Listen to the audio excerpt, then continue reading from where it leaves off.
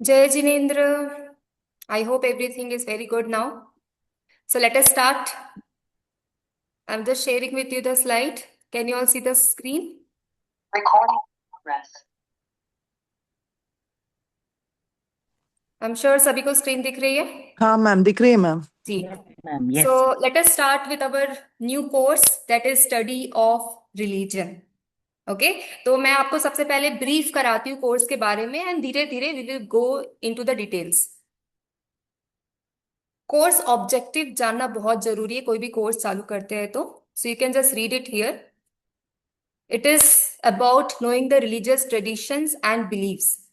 सो हमारे कोर्स का ऑब्जेक्टिव है कि हमें रिलीजन और रिलीजियस रिलेटेड ट्रेडिशंस के बारे में जानना है और उससे रिलेटेड बिलीफ सिस्टम के बारे में जानना है ताकि इतने सारे जो डाइवर्स स्पिरिचुअल पर्सपेक्टिव है उसका हमें कॉम्प्रिहेंसिव अंडरस्टैंडिंग हो जाए। सो कोर्स आउटकम क्या रहेगा? सबसे पहला कोर्स आउटकम रहेगा कि बिलीफ रिचुअल्स एंड डॉक्ट्रिन्स को समझना है। ठीक है, we don't have to really be like कि हमें ये एक्सेप्ट करना ही है, फॉलो करना ही है, बिल्कुल भी नहीं। We just have to understand it. So जो भी बात यहाँ पे बताई जाएगी रिगार्डिंग रिलीजन, जो भी आपको नॉलेज यहाँ पे शेयर किया जाएगा, it is just for the purpose of understanding. Okay, now CO2 is about we have to find the similarities within different schools of religion. यानी कि बहुत सारे रिलीजन स्कूल आप पढ़ेंगे, उसमें सिमिलैरिटीज क्या है, डिफरेंसेस क्या है, कैसे हम कंपेयर कर सकते हैं थॉट्स को, ये सारी चीजें हम इस सेमेस्टर में समझेंगे, इस कोर्स में समझेंगे। तो लास्ट टाइम भी हमने कंपेरेटिव फिलोसफी की थी, तो वहां पे भी बहुत सारे मेटाफिजिकल कॉन्सेप्ट्स को कंपेयर किया था, एनालाइज किया था, और लास्ट में हमने एक कॉमन कॉमन चीजें उसमें से जानने की कोशिश की थी। यहाँ भी वैसे ही किया जाएगा। नाउ कोर्स आउटकम 3 है कि एक हार्मोनियस आउटलुक डेवलप करना है। We have to bring into our self a tendency, एक टेंडेंसी डेवलप करना जिससे कि हम बाकी रिलीजन को भी समझ सके और टॉलरेंस की कैपेसिटी डेवलप कर सके।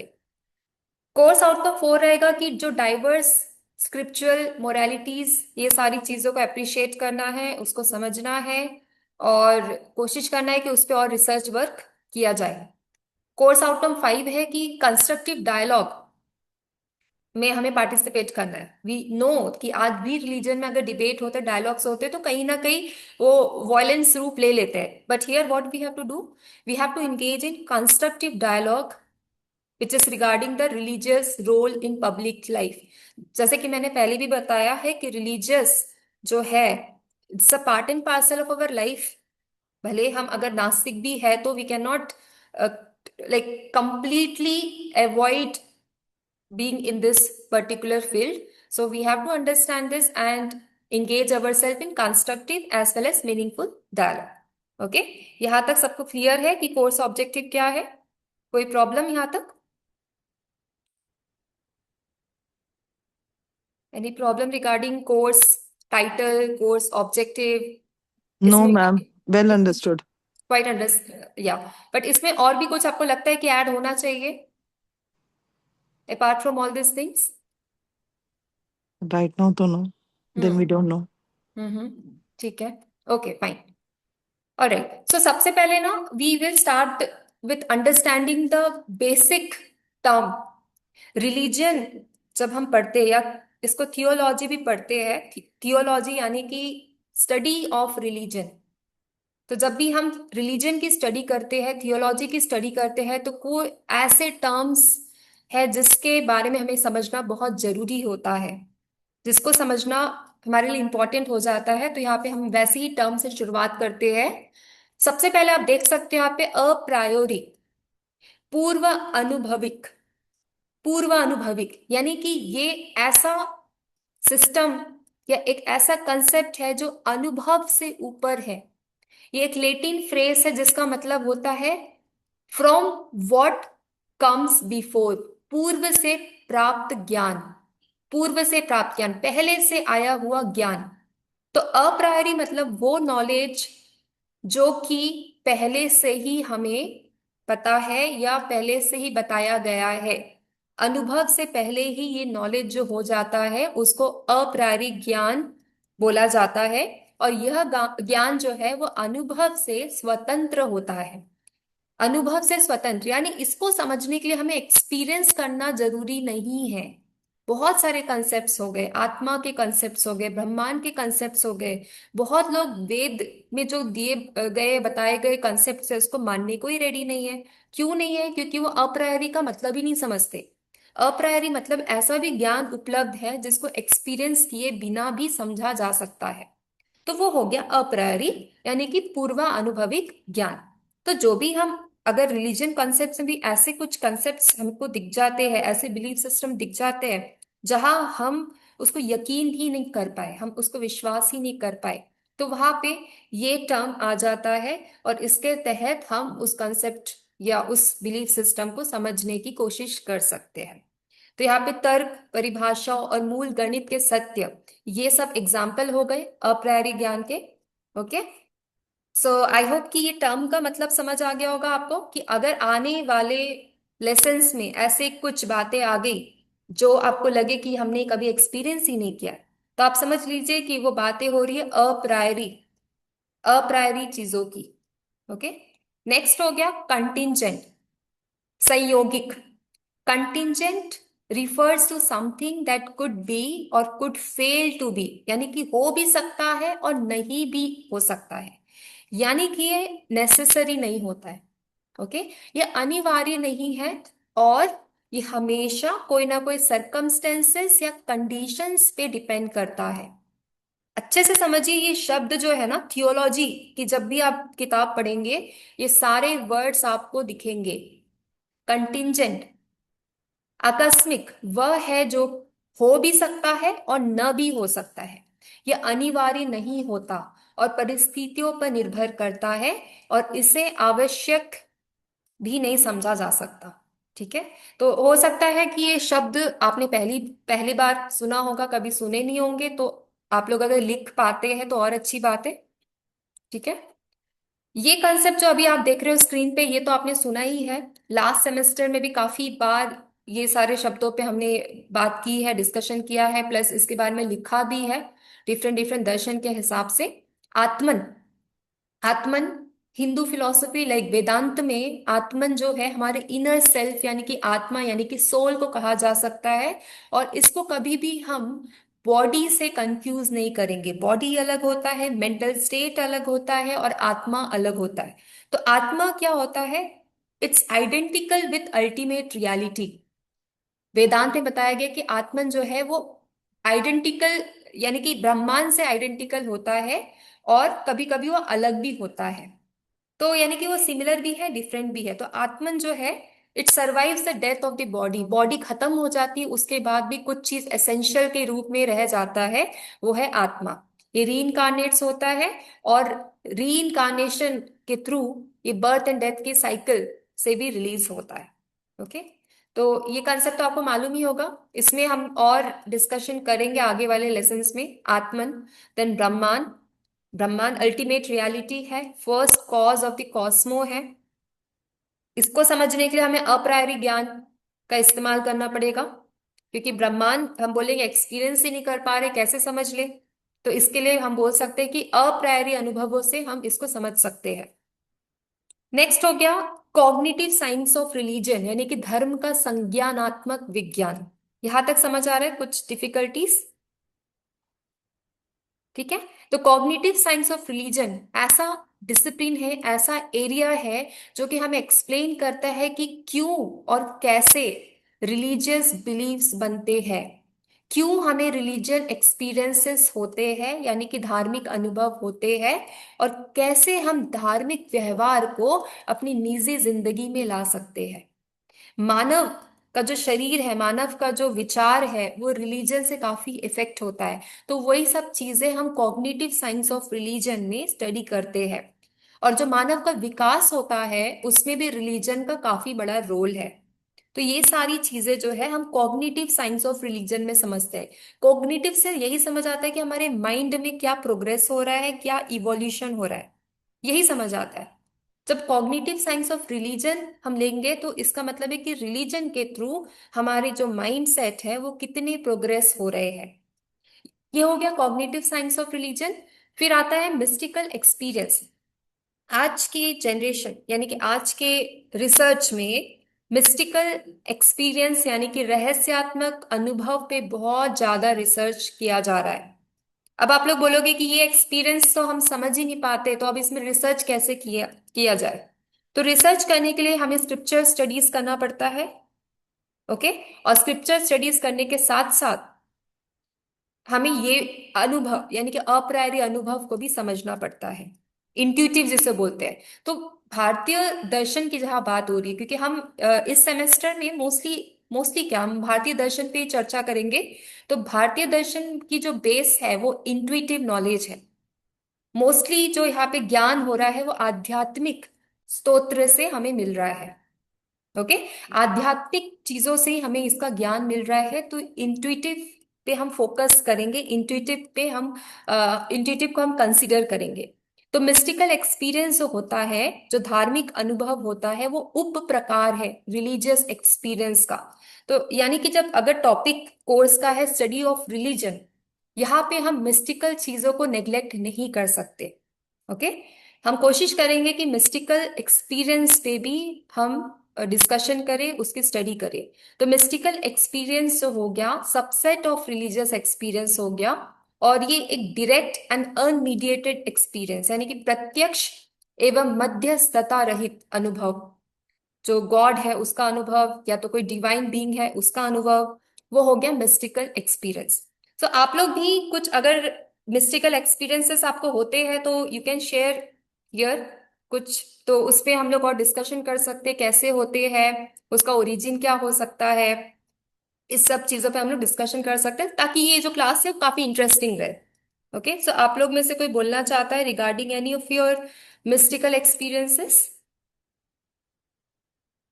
कोई भी ऐसी बातें शेयर करना चाहते हैं कि हाँ मुझे ऐसा मिस्टिकल एक्सपीरियंस हुआ था, अनुभव हुआ था? In dreams, many dreams hmm. experiences. Dreams में किस प्रकार के एक्सपीरियंस आते हैं, कुछ बता सकते हैं? Ma'am, frankly, actually, when you do have mystical experiences, a lot of people say that it shouldn't be shared. It should be shared only in a safe space where, and it shouldn't be shared fully because it influences other people's journeys also, या because it's actually very personal. Hmm. But many किस things like हम्म flying, like traveling, intergalactic traveling, हम्म so many, like so many. या In my visions, I've seen a lot of things in my visions, which I learned later in Jain philosophy, is talking about different time cycles, like how beings were bigger then and then they became smaller. Like I've had a very particular style of, I don't know how to explain it, but a particular quality of experience which showed something. And I related to it very differently. And then years later, I'm studying it now and I'm like, oh, maybe I saw that. So it's, yeah. Hmm. Right, very true. मतलब ये आपका point बहुत ही ज्यादा valid है कि mystical experience we can not we can not share because it is personal. Yeah. And इसमें judgement भी बहुत ज्यादा हो जाता है कि अगर जो लोग इसको नहीं समझ पा रहे हैं then they will misguide you, or they will pull you back from where you are. They but will not not help you to understand that. Related में ही हो रहा मैम। हाँ जी अलका जी बोलिए। नॉट नेसेसरी एक भगवान या गॉड के रिलेटेड ही हो ना। हाँ बिल्कुल जरूरी नहीं है, और भी कुछ हो सकता है जो कि हमें एक संकेत दे रहा है, मैसेज दे रहा है that there is going to be something. मुझे बहुत Please. बार ऐसा होता है ना, मतलब ड्रीम्स में भी रहना दो या कुछ भी, जो भी क्रिएचर्स होते हैं ना, एनिमल्स या स्पेशली जो सी एनिमल्स होते हैं, कभी कभी इतनी अजीब चीजें मतलब नींद में भी दिखती है कि मैं खुद भी डर जाती हूँ। मतलब I don't know, this is not कि एक दो बार हुआ है, काफी बार हुआ है। बचपन में भी बहुत होता था, एक दो बार तो नींद में से चीख के भी उठी हुई हूँ। एंड व्हेन दे आस्क, मैंने ऐसा ऐसा देखा, मतलब जो कभी शायद एग्जिस्ट भी ना करे। या तो I don't know dream analysis what. की कोई बुक्स है ना, वो पढ़ सकते हैं तो आपको Uh, समझ आएगा कि अगर आपको कोई जानवर का ड्रीम आ रहा है तो उसका क्या मतलब हुआ। इसको हम there's a सिंबोलिज्म के there's a अंदर book पढ़ते हैं। on dream analysis. It's very interesting. Sigmund Freud, interpreter of dreams, and then there's Carl Jung also. He's also done a dream. It's Okay. very interesting, but once you read it, then you get psycho also. क्योंकि अरे ये dream देखा इसका मतलब ये है, कभी कभी वो दिमाग में भी बैठ जाता है फिर. No, But we I don't get psycho. We get a proper understanding about, ये सारी चीजों के बारे में हमें क्लैरिटी मिलती है. बट मैम आप बिलीव नहीं करोगे, मुझे एक बार एक ड्रीम आया कि मेरे सारे दांत गिर गए. ठीक है, when I वो went तो होना ही online, है ना फ्यूचर में. so I went online, there was a website dedicated to dream of having this thing falling. हाँ. So Okay. it made me think that how is it that we have common dreams? Like there is something about the inner landscape that is similar to beings. And also ये जो जैसे हमने Jain cosmology में भी पढ़ा है ना, like Jain cosmology, how do you ratify it? How do you ratify ये सात राजू ऊपर सात राजू नी? I think it is through spiritual experiences, because the soul, according to Jainism, can expand and contract. And so it does travel, and it does then travel across time also. So ये जो अभी अलका जी बोल रही थी ना कि डर के जैसे उठ गए and all, तो every time I read कि what we are learning from the Tirthankars is to be fearless.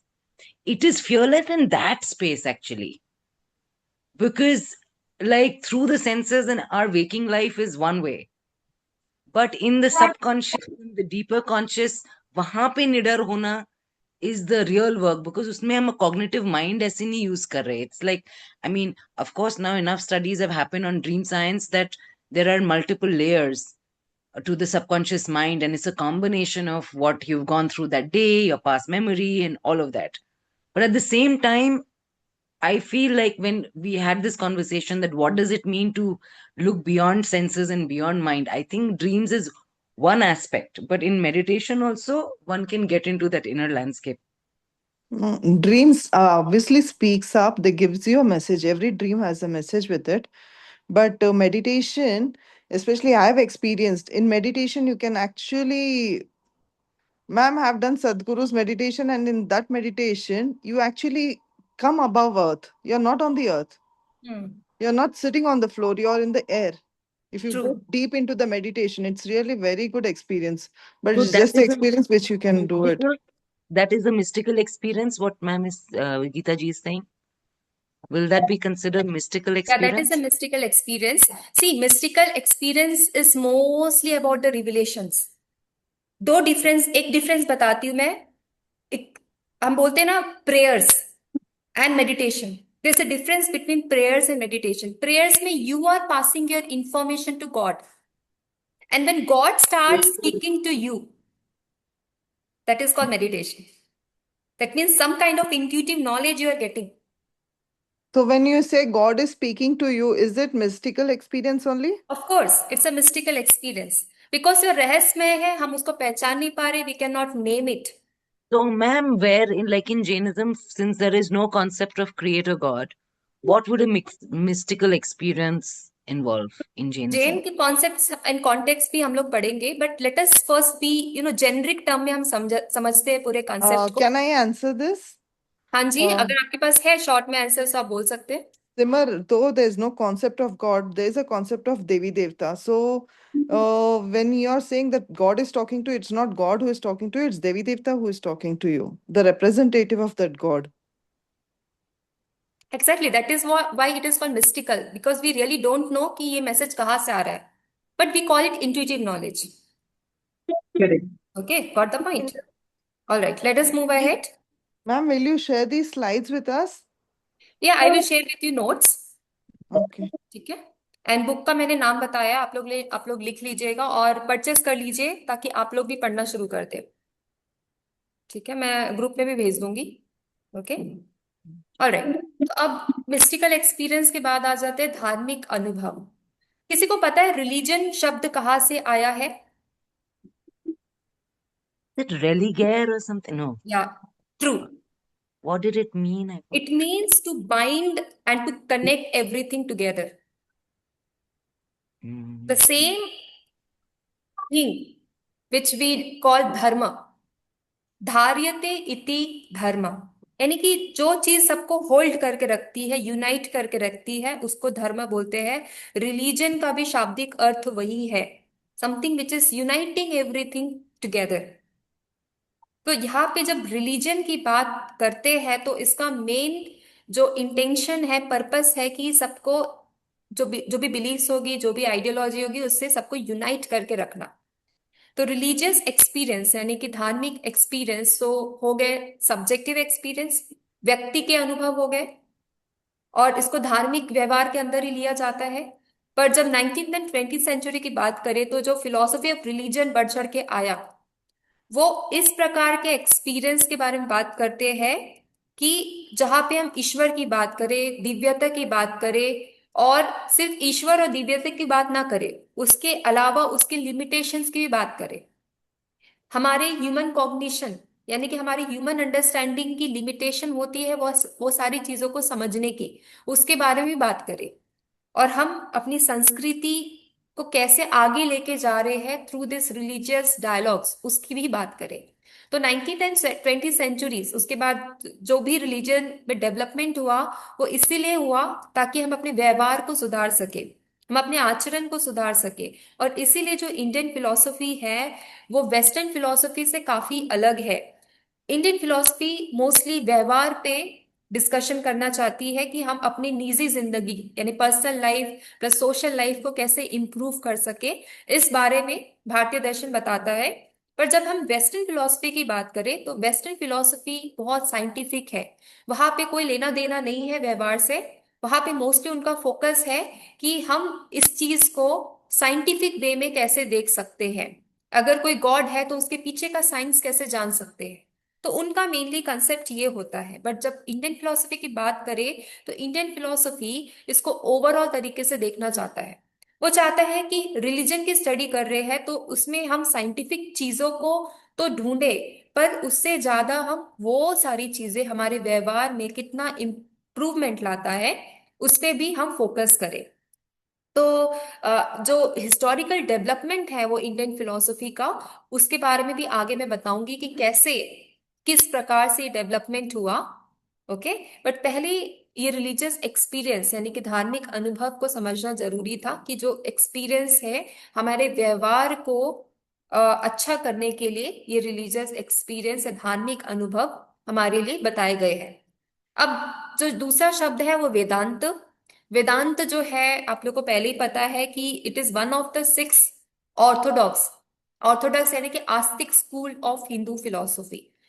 Indian philosophy दो भागों में डिवाइडेड है, आस्तिक दर्शन और नास्तिक दर्शन। आस्तिक दर्शन का पहला मतलब होता है कि जो भगवान पे विश्वास नहीं करता, जो भगवान पे विश्वास करता है वो आस्तिक। नास्तिक यानी कि जो भगवान पे विश्वास नहीं करता। दूसरा डिफरेंस है कि जो वेदों पे विश्वास करता है, वेदों की डॉक्ट्रिन्स पे बिलीफ रखता है, वो है आस्तिक। और नास्तिक जो वेदों पे विश्वास नहीं रखता है, वो है नास्तिक। ठीक है। थर्ड जो डेफिनेशन है वो आत्मा के संबंधित भी है। आस्तिक और नास्तिक जो है आत्मा और कर्मों के संबंधित भी उसमें डिफरेंशिएशन लिया गया है। यानी कि कुछ दर्शन ऐसा बोलते हैं कि जो आत्मा पे या कर्मों पे जो विश्वास करता है, आत्मा के पुनः जन्म पे विश्वास करता है, वो आस्तिक हो गया, और जो पुनः जन्म पे विश्वास नहीं करता है वो नास्तिक हो गया। तो इस प्रकार से डिफरेंशिएशन दिए गए आस्तिक और नास्तिक दर्शन के। तो यहाँ पे जब वेदांत वेदों की बात करते हैं तो वेदों से संबंध जब हम दर्शन को जोड़ते हैं तो वहां पे आस्तिक दर्शन कहलाया कहलाया गया है।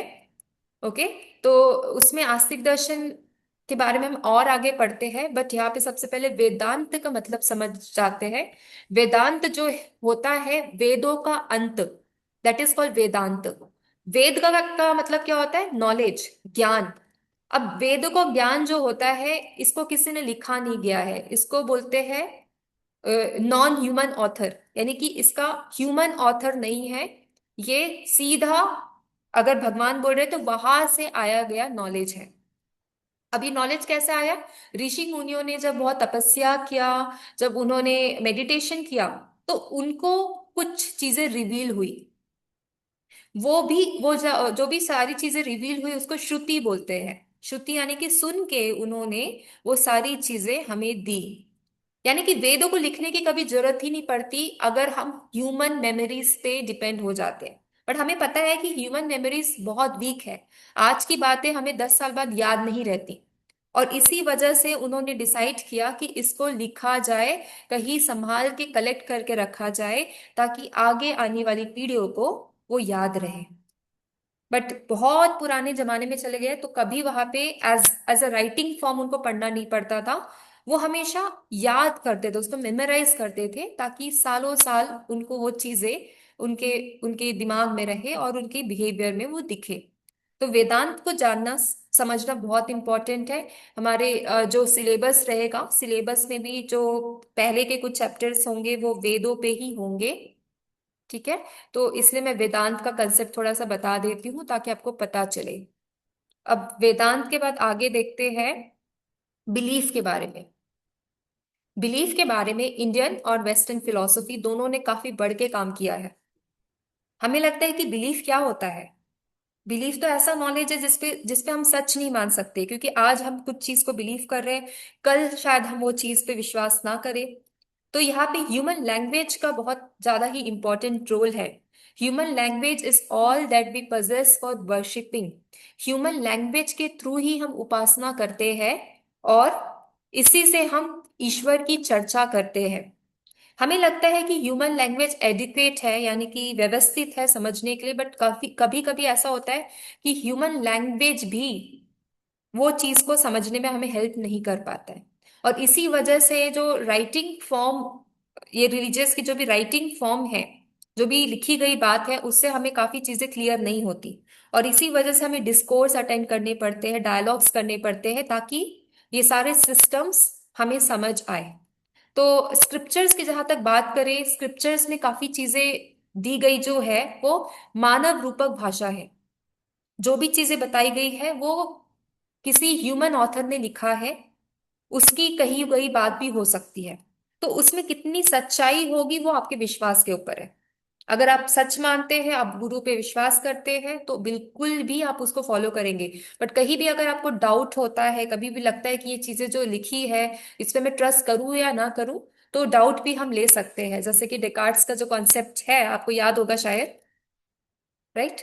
डेकार्ट, सिमर जी, क्या था डेकार्ट्स के बारे में? um dubito ergo sum. हम्म। ठीक है। तो मतलब वही कि डाउट ले सकते हैं, क्योंकि ह्यूमन ऑथर है। ह्यूमन ऑथर है, एंथ्रोपोमॉर्फिक फॉर्म है, मानव रूपक भाषा है, तो आप पे डाउट ले सकते हैं। ओके। ह्यूमंस में लिमिटेशंस होते हैं, और वही चीज को समझ के हम बोल सकते हैं कि उसमें कुछ मोरल फ्लॉज भी हो सकते हैं, यानी कि मानवीय नैतिक पतन की त्रुटियां, कुछ फॉलनेस, कुछ मिस्टेक्स हो सकते हैं। सो इसी वजह से हम कोशिश करेंगे कि ज्यादा से ज्यादा ये सारे तत्व पे हम डायलॉग्स करें। ठीक है। अब ये शब्द आप लोग के लिए काफी नया होगा, बट ये शब्द भी आज के रिसर्च में काफी यूज किया जा रहा है, जिसको बोलते हैं इंडिविजुअलिज्म। अब इंडिविजुअलिज्म जो रिलीजन में, ये इंडिविजुअल की टेंडेंसी को कहते हैं, जिससे कि वो अपने पर्सनल बिलीफ को प्रायोरिटाइज करता है। अपने पर्सनल बिलीफ, पर्सनल विश्वास, उसकी व्याख्या को प्रायोरिटाइज करता है।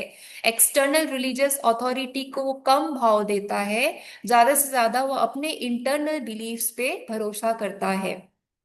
इसको बोलते हैं इंडिविजुअलिज्म। तो अभी मैंने बोला कि अगर आप डाउट करते हैं, अपने कुछ बिलीफ्स लेकर चलते हैं आगे, तो उसको बोला जाएगा इंडिविजुअलिज्म।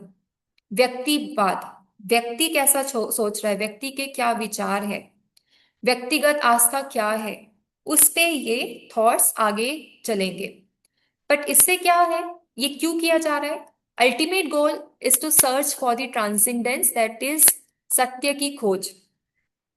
वैसे ही इंडिविजुअलिज्म जैसे ही दूसरा शब्द है कलेक्टिविज्म।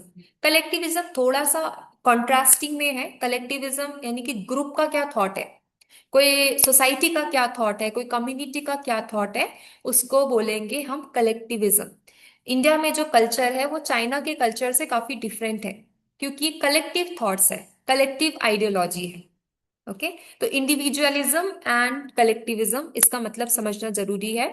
अब मैं ये सारे पॉइंट्स आपको इसलिए बता रही हूँ कि आगे चल के जो भी रिलीजन की स्टडी करते हैं हम, तो हमारे भी कुछ थॉट्स रहेंगे, राइट। हमने जैनिज्म पढ़ा है तो हमारे जैनिज्म रिलेटेड थॉट रहेंगे, ठीक है। अब बाकी के थॉट्स को समझने के लिए पहले हम अपने माइंड को ओपन रखना पड़ेगा। ओके। हमें समझना पड़ेगा कि ये थॉट्स जो है हमारे इंडिविजुअल के हैं, वो थॉट्स जो है वो कलेक्टिव थॉट्स हैं। तो इस प्रकार से अगर हम अपने माइंडसेट्स को ओपन रखेंगे तो हम बाकी की सारी चीजों को अच्छी तरीके से समझ सकते हैं। ऑलराइट। तो कोशिश ये रखना है कि कोई भी थॉट्स हम पढ़ने वाले हैं उसके लिए हम अपने पर्सपेक्टिव्स को वास्ट रखें। ऑलराइट। तो ये कुछ डिफरेंस है, आप देख सकते हो कलेक्टिविज्म एंड इंडिविजुअलिज्म में। आगे चलते हैं। वैदिक रिलीजन, इसके बारे में और अच्छे से डिस्कस करेंगे कि वैदिक रिलीजन क्या होता है। बहुत एंशंट है, बहुत पुराने टाइम की बात है। और वैदिक रिलीजन के साथ जो वेदों का जो डिवीजन था, ऋग्वेद, सामवेद, यजुर, अथर्ववेद, ये सब चीजों पे भी हम लोग डिस्कशन करेंगे। ओके। देन रिचुअलिज्म, यज्ञ। यज्ञ और रिचुअलिज्म एक सैक्रिफाइस है, जिसका मतलब होता है कि हम सरेंडर कर रहे हैं हायर बीइंग को। ये एक एक्ट है जिसमें हम कोशिश करते हैं कि we surrender ourselves completely to the higher being. Okay. So इसमें ऐसा नहीं है कि सैक्रिफाइस आ गया, रिचुअलिज्म आ गया तो वो ही सैक्रिफाइसेस होंगे जो एनिमल्स वगैरह जो हमने सुने हैं, ऐसा नहीं है। वो एक गिफ्ट हम देते हैं हायर बीइंग को, एंड वो gift could be anything. It could be pulse, it could be milk, it could be juice of soma plant, it could be smallest offerings like butter, flour, milk, कुछ भी हो सकता है। तो यज्ञ sacrifice, ऐसा नहीं समझते कि सैक्रिफाइस की बात हो रही है यानी कि बलि की बात हो रही है, बिल्कुल नहीं। ये एक रिचुअल है, it's a way of offering something to the higher be. Offering करने से ग्रैटिट्यूड इंक्रीज होता है, और ग्रैटिट्यूड इंक्रीज होने से हमारी एक्सेप्टेंस लेवल हाई हो जाती है, हम चीजों को और एक्सेप्ट करते हैं। तो आपने सुना होगा रिटर्न गिफ्ट का कंसेप्ट, जो भी था बचपन में, पुरानी यादें थी, रिटर्न गिफ्ट एंड ऑल। उसमें क्या होता था, हम गिफ्ट लेके जाते थे बट सामने से हमको रिटर्न गिफ्ट आता था, तो हमारा इंटरनल थॉट्स काफी प्योर हो जाते थे सामने वाले के लिए। भले हम किस भी मूड से वहां पे गए थे, बट अल्टीमेटली हमारा मूड फ्रेश हो जाता था। नो, है ना, बात सही है ना। तो Yeah. तो एक जनरल प्रैक्टिकल वे में समझना है जो भी चीज है। ऑलराइट। अब आते हैं Ma'am, धर्म के कंसेप्ट में। do you, हाँ have जी। you researched anything on Soma? Soma, Yeah. Did you find Soma it? Is a liquid, मतलब एक प्लांट से वो जो लिक्विड है, या तो It's a प्लांट से mystical निकलता है। plant. जी। It's a क्या? mystical plant. हाँ, बोल सकते हैं। काफी, because it's a very medicinal plant ना, Yeah. काफी फायदे वाली वो प्लांट है, उसमें काफी रिसर्च भी है, आयुर्वेद में भी They यूज say होता that, है। if you drink that, it's called the elixir of life. उससे हम्म। बहुत mystical experiences भी होती हैं उसमें. Exactly exactly. या, ट्रू। ओके। धर्म, धार्यते इति धर्म, something which hold everything together. Okay. जो धारण करता है वही धर्म है, और ये सेंट्रल कॉन्सेप्ट है हिंदुइज्म में। हिंदू धर्म में ये सेंट्रल कॉन्सेप्ट है, बुद्धिस्ट धर्म में ये सेंट्रल कॉन्सेप्ट है। भले हम इसको अलग अलग नाम दे दे, लाइक उसमें धम्म बोल दे, यहाँ धर्म बोल दे, बट ये कंसेप्ट है कि जैसा होना चाहिए वो, जैसा होना चाहिए। ओके। ये हमें गाइडेंस देता है हमारे अवेयरनेस को हायर लेवल में लेके जाने के लिए। जब हमारा अवेयरनेस हायर लेवल में चला जाता है तो हमें संपूर्ण आनंद का आभास होता है, और निर्वाण की ओर हम आगे बढ़ने लगते हैं। तो धर्म का पाठ बहुत इंपॉर्टेंट है। धर्म का पाठ इतना इंपॉर्टेंट है कि जो हमने इंडियन फिलोसफी में पुरुषार्थ की बातें की है, धर्म, अर्थ, काम, मोक्ष, उसमें सबसे पहले धर्म को ही रखा है। धर्म के बाद ही अर्थ, यानी कि हमारे जिंदगी का मीनिंग, ठीक है। उसके बाद kama, sensual pleasure and everything, and then comes the moksha, the final path, that is the path of liberation. तो पुरुषार्थ जो है, यानी कि जो गोल ऑफ ह्यूमन लाइफ, उसमें भी सबसे पहले धर्म को ही रखा गया है। तो रिलीजन पढ़ेंगे, रिलीजन को धर्म से अलग नहीं किया जा सकता। तो यहाँ पे धर्म का कंसेप्ट भी समझना बहुत इंपॉर्टेंट है। कर्म एंड रीबर्थ पे मैं ज्यादा डिस्कशन नहीं करूंगी क्योंकि पहले ही हमने पढ़ा है। बट थोड़ा सा देख लेते हैं। कर्म और पुनर्जन्म को मानने वाले दर्शन कौन से हैं? न्याय, वैशेषिक, सांख्य, योग, मीमांसा, वेदांत, जैन धर्म, ये सब कार्मिक बॉन्डेज यानी कि कर्म बंधन और पुनर्जन्म, ये सारी चीजों पे कहीं ना कहीं इनका फेथ है।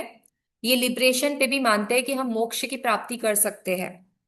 बौद्ध दर्शन भी कर्म को एक्सेप्ट करता है बट वो परमानेंट सोल को एक्सेप्ट नहीं करता है। वो बोलता है कि हमारी लाइफ जो है ना वो स्ट्रीम ऑफ कॉन्शियसनेस है। जैसे कि एक बत्ती बुझती है तो वही फ्लेम को दूसरी बत्तियों को जला दिया जाता है उसके बुझने से पहले। सेम हमारी लाइफ भी ऐसी चलती रहती है। एक बत्ती बुझी कि दूसरी बत्ती जल गई। तो स्ट्रीम ऑफ कॉन्शियसनेस और ये फ्लेम जो बुझ रही है जल रही है, इस प्रकार से उन्होंने आत्मा को समझाया है। अब जो सिस्टम जो कि रीबर्थ पे बिलीव नहीं करता है वो है चार्वक। चार्वक के बारे में मैंने थोड़ा सा लास्ट सेमेस्टर में बताया था। वो फिलॉसफी जो कि मटेरियलिस्टिक है, वो फिलॉसफी जो कि सिर्फ जो दिखता है, जो कि परसीव किया जाता है, उस पे ही बात करती है, उस पे ही विश्वास करती है। तो चार्वाक की फिलॉसफी रीबर्थ के कंसेप्ट को रिजेक्ट करती है क्योंकि उनको लगता है कि ये तो हम आत्मा देखते ही नहीं है, तो हम आत्मा के बारे में विश्वास कैसे कर सकते हैं। सिर्फ प्रत्यक्ष पे ही उनका विश्वास है। और अगर वो कॉन्शियसनेस के बारे में उनसे पूछा जाए तो वो बोलेंगे कि जब हम कॉन्शियसनेस को ऐसे समझा सकते हैं, it's like a by product. पान के पत्ते में जब पान पत्ता चूना सब मिक्स हो जाता है तो लाल कलर निकलता है। वैसे ही हमारी लाइफ, हमारे मेंटल थॉट्स, हमारे हमारे फिजिकल अपीयरेंस, एवरीथिंग का जब मिश्रण होता है तो कॉन्शियसनेस अपने आप ही उसमें आ जाता है। तो इस प्रकार के कंसेप्ट से उन्होंने कॉन्शियसनेस को समझाया है। ओके। तो मोक्ष, लिबरेशन का एक सिंपल सा टॉपिक था लास्ट सेमेस्टर में, आपको याद होगा। ऑलराइट।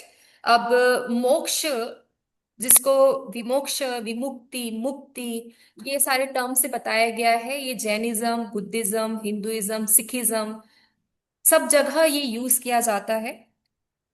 ठीक है। तो मोक्ष का मतलब होता है freedom. But freedom from what and how, ये सारी चीजें जो है वो डिफरेंट डिफरेंट स्कूल के डिफरेंट डिफरेंट कॉन्सेप्ट्स है। सो लिबरेशन फ्रॉम, कुछ लोग बोलते हैं रीबर्थ, कुछ लोग बोलते हैं लिबरेशन फ्रॉम हमारे नेगेटिव थॉट्स, नेगेटिव टेंडेंसीज, कुछ बोलते हैं liberation from the past journey, liberation into new one, evolution. But basic जो कंसेप्ट है लिबरेशन का वो दो है, एक है जीवन मुक्ति और एक है विदेह मुक्ति। तो जीवन मुक्ति जो वेदांत है और बौद्ध, ये हिंदुइज्म मोस्टली जीवन मुक्ति पे फोकस करते हैं। बट विदेह मुक्ति जो है वो मीमांसा और न्याय वैशेषिका, ये लोग विदेह मुक्ति पे विश्वास करते हैं। ओके। मैम, व्हाट्स विदेह मुक्ति? विदेह मुक्ति यानी कि मुक्ति आपको तभी होगा जब आपका शरीर एग्जॉस्ट हो जाए। ओके। कुछ लोग बोलते हैं कि मुक्ति शरीर के रहते भी हो सकता है, उसमें आ गया है हिंदुइज्म, बुद्धिज्म, ये सब बोलते हैं कि मुक्ति आपको जीवन रहते भी मिल सकती है। बट कुछ लोग ऐसा बोलते हैं कि नहीं, मुक्ति तो विदेह यानी कि हमारे देह खत्म होने के बाद ही मिलेगी। उसको बोलते हैं विदेह मुक्ति। उसमें न्याय वैशेषिक मीमांसा, ये सारे दर्शन हमें विदेह मुक्ति के बारे में बताते हैं। ओके। ऑलराइट। नाउ वर्ण एंड आश्रम सिस्टम के बारे में कोई बता सकता है? किसी को आइडिया है वर्ण एंड आश्रम सिस्टम के बारे में? आई थिंक आपने पढ़ा होगा ये आपके पहले के सेमेस्टर्स में। चार मैम आश्रम। एक्चुअली पढ़ा है। यस सोशल क्लासिफिकेशन जिसको बोलते हैं वर्ण, मैम। वर्ण जो होता है मैम आश्रम यानी क्लासेस, नॉट गुरु, ब्राह्मण, क्षत्रिय, आश्रम वैश्य। यानी वो गुरुकुल टाइप्स मैम। हाँ एग्जैक्टली, गुरुकुल। और आश्रम जो होता है वो स्टेजेस ऑफ लाइफ होते हैं, यानी कि बोलते हैं ये वैदिक सिस्टम में कि हमारा जो लाइफ है 100 साल का मान के चलते हैं, उसको 25-25 साल में डिवाइड कर दे तो 25 साल जो पहले के जो साल होते हैं वो ब्रह्मचार्य के साल होते हैं, यानी कि स्टूडेंट लाइफ फिर होती है। बोलते हैं मैम वो क्या गृहस्थ आश्रम, हाँ वानप्रस्थ हाँ आश्रम। हाँ। फिर Okay. 25 साल के बाद जब शादी हो जाती है तो गृहस्थ जीवन हो जाता है। गृहस्थ यानी कि आपको social responsibility, personal responsibility, family responsibility, ये सारी चीजें आपको हैंडल करनी पड़ती है। उसके बाद आता है वानप्रस्थ, यानी कि आप फिर धीरे धीरे वो सब चीजों को छोड़ने लग जाते हो। जो भी मटेरियलिस्टिक पोजीशन है वो सब चीजों से आप थोड़े थोड़े हटने लगते हो, उसको वानप्रस्थ बोलते हैं। एंड देन फाइनल स्टेज, जब आप सब चीज को छोड़ देते हो और जो रिलीजियस बहुत ज्यादा हो जाते हो, भगवान की उपासना करते हो, तो वो हो गया फाइनल संन्यास स्टेज। तो यहाँ पे देखा जाए तो सबसे ज्यादा हमें रिलीजन की जो नीड है मोस्टली, वो देख सकते हो कि सारे ही स्टेजेस में है। स्टूडेंट लाइफ में भी धर्मा की नीड है, गृहस्थ में भी है, वानप्रस्थ में भी है, संन्यास में भी है। बट हर में एक अलग लेवल से रिलीजन की जरूरत है। तो वो चीज आपको समझना जरूरी है कि कौन से स्टेज में कितनी हमें नीड है। सबसे ज्यादा आपने गृहस्थ में भी देखा होगा कि क्योंकि रिचुअल्स, यज्ञास जो भी होते हैं गृहस्थ जीवन में ज्यादा से ज्यादा लोग करते हैं। ओके, तो वहां भी रिलीजन के कंसेप्ट हैं। तो इस प्रकार से हमें रिलीजन को समझना है, और ये इंडिविजुअल की लाइफ साइकिल को गाइड करते हैं और उनको और मैच्योर बनाते हैं अपनी लाइफ में। ओके, तो यहाँ तक जितना पढ़ा उसमें कहीं डाउट, कुछ चीजें ऐसे जो समझ नहीं आ रही है?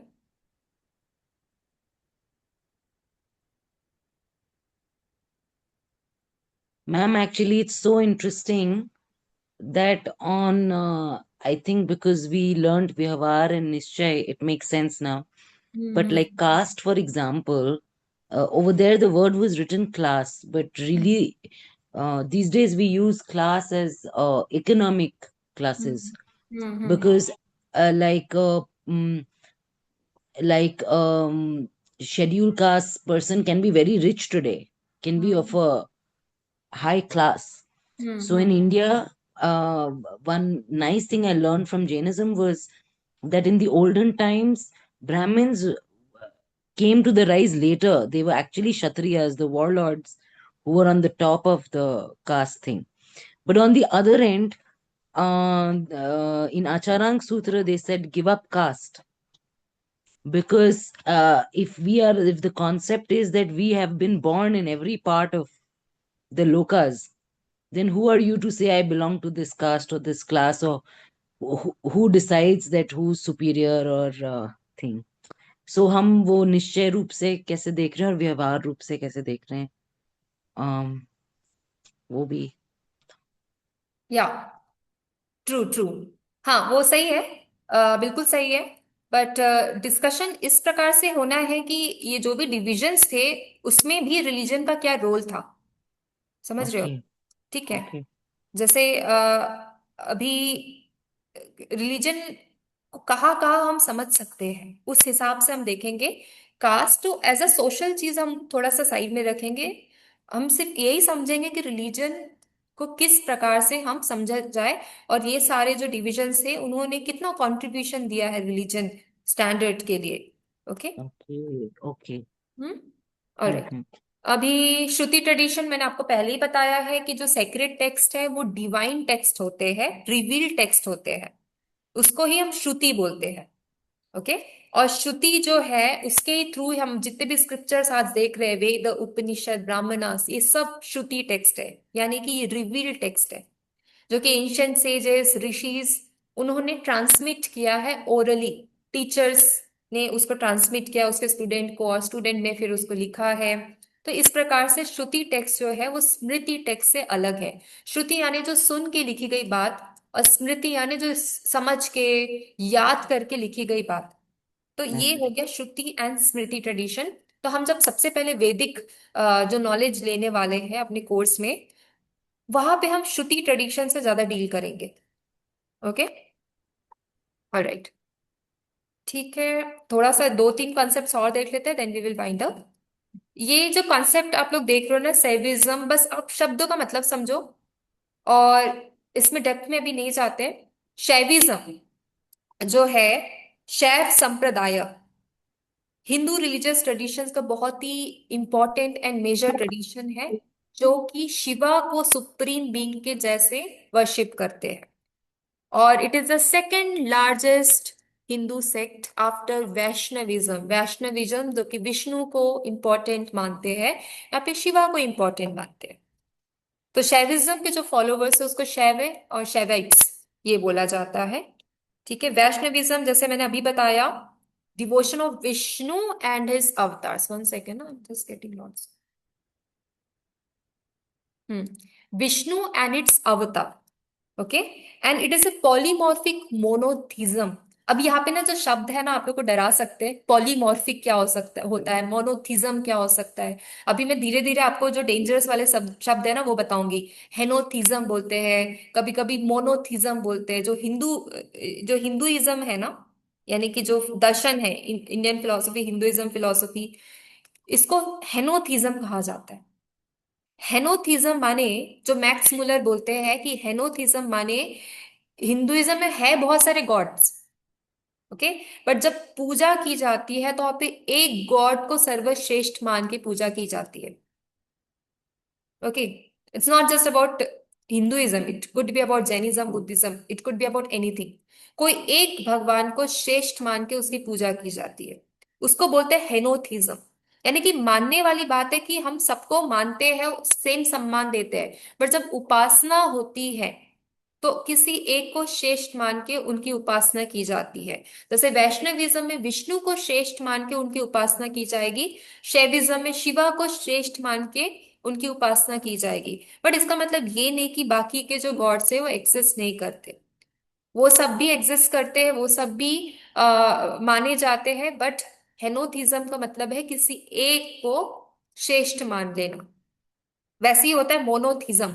मोनोथिज्म मतलब सिर्फ एक ही को मानना, सिर्फ एक ही तत्व है, सिर्फ एक ही गॉड है, सिर्फ एक ही सब्सटेंस है, वो हो गया मोनोथिज्म। अब शब्द आता है पॉलीथिज्म। पॉलीथिज्म यानी कि बहुतों को मानना। ओके। पॉलीमॉर्फिक, पोलोथिज्म, इसका मतलब है कि काफी जो आइडियोलॉजीज है, काफी जो गॉड एंड गॉडेस के कंसेप्ट है उसको मानना। ठीक है। अब शक्तिज्म भी एक कंसेप्ट है। शक्तिज्म ये सब ना ट्रेडिशंस है। Okay. It's not just a concept, it's a traditions. ये भी एक डेवलपिंग रिलीजन है। अभी जो है काफी डेवलपिंग रिलीजन है और काफी हद तक इसको फॉलो किया जा रहा है। तो शक्तिज्म एक हिंदुइज्म का ट्रेडिशन है जहाँ पे देवी को वर्शिप किया जाता है, शक्ति को वर्शिप किया जाता है।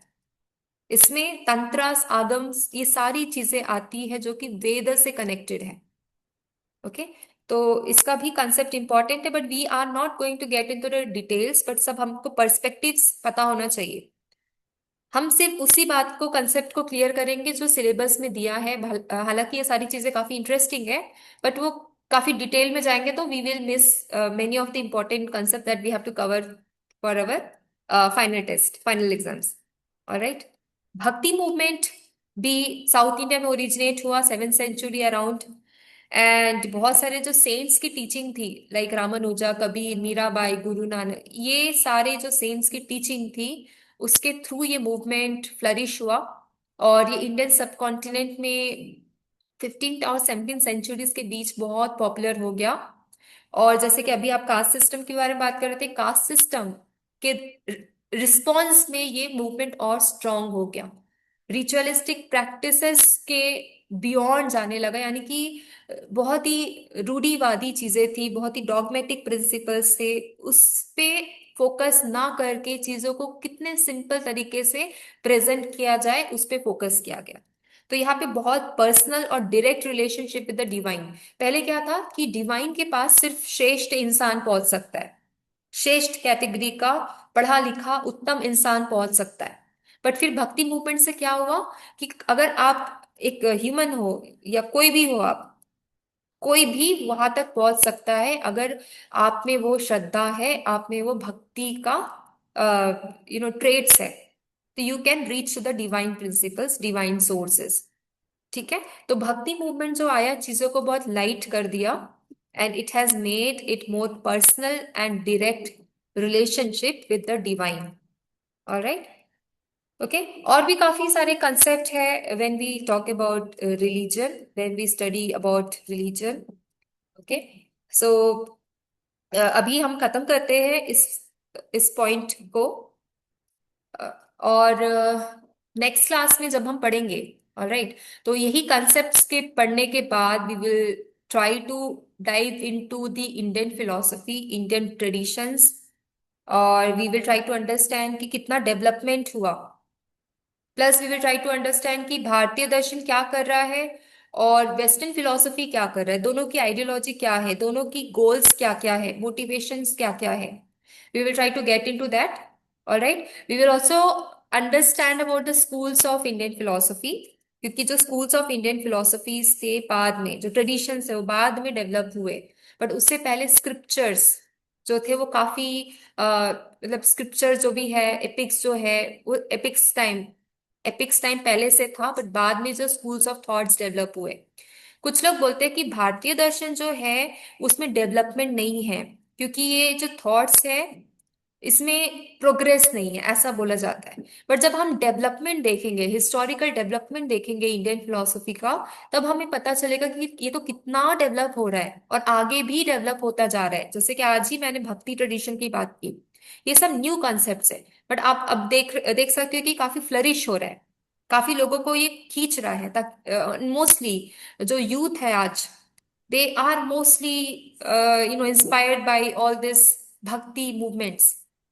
कबीर के ग्रुप से वो कनेक्टेड है, पोइट्री के ग्रुप से कनेक्टेड है, फिलोसफी मिस्ट्री के सब Sufi. ग्रुप से कनेक्टेड है। Why? Because they try, they think it is very personal and it answers their questions. Main बात यही है कि आपके जो क्वेश्चंस आपके दिमाग में आ रहे हैं, उसको आंसर कहाँ से मिल रहा है, दैट मेक सेंस। ओके, सो अगर वो बहुत बड़ी बड़ी स्क्रिप्चर्स के बुक से नहीं मिलता है, तो people try to engage in all this community, and this is also the Indian philosophical developments. All right, poetry हो गया, इतिहास का जो स्टेज परफॉर्मेंस हो गया, थिएटर हो गया, ये सब चीजें भी मिस्टिक फिलोसफीज के अंदर आता है, इंडियन फिलोसफी के अंदर आता है। ठीक है, तो कहने का मतलब यही है कि it is very vast in a way, but we have to look into it from a very open perspectives. Okay, we just have to keep wondering about it more and more कि ये क्या हो सकता है, इसका क्या किस प्रकार से इसको डिफाइन किया गया है, समझा गया है। Okay, we have to try to look into all this things. ठीक है, so we will try to make it very realistic, but अगर जो चीज किताब में लिखी है we can not go like go be, उससे उससे हम हट नहीं सकते। जो लिखी है उसको तो बताना ही पड़ेगा, but we will try to make it in a very practical and realistic way. Okay, ठीक है, तो आई होप सो कि it is sounding interesting to all of you. समझ आ Yes, रही है ma'am. बात? Yes, ma'am. Yes. Yes, ma'am. Okay, alright, so जब भी मिलते हैं, आई एक्चुअली वांट कि आप लोग क्वेश्चंस लेकर आए।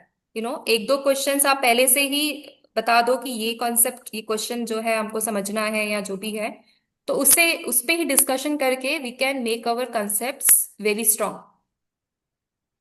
ठीक है, तो कोई भी कंसेप्ट्स से रिलेटेड आपके क्वेश्चंस होंगे ना, you bring it for the next class so that we can discuss Ma'am, on it. syllabus में क्या है? Can you tell us the syllabus of the modules? या ऑफ कोर्स, मैं सिलेबस भेज देती हूँ, एक बार आप लोग देख लो। ठीक है, आज से मैंने कोर्स आउटकम बता दिया है। ठीक है, मैं सिलेबस भेज भी देती हूँ, और हो सके तो नेक्स्ट क्लास में we will look into it once. जैसे कि मैंने अभी थोड़ा थोड़ा सा बताया है, वेद के कंसेप्ट है उसमें, जैनिज्म का है रिलीजन, बुद्धिज्म का रिलीजन है, आई थिंक सिखिज्म भी है, we have to just check it once. ठीक है, तो ये सब मेजर मेजर रिलीजियस कॉन्सेप्ट्स है सिलेबस में। ठीक है, Yeah. All right, Thank you, ma'am. Okay, see you in the next class. Thank you. Thank you, Bye-bye. जय Jinendra. Thank you, ma'am. Jai Shinendra, ma'am. जय जिनेन्द्र। Jai Jinan, ma'am. जय Jinendra. Jai Shinendra, ma'am.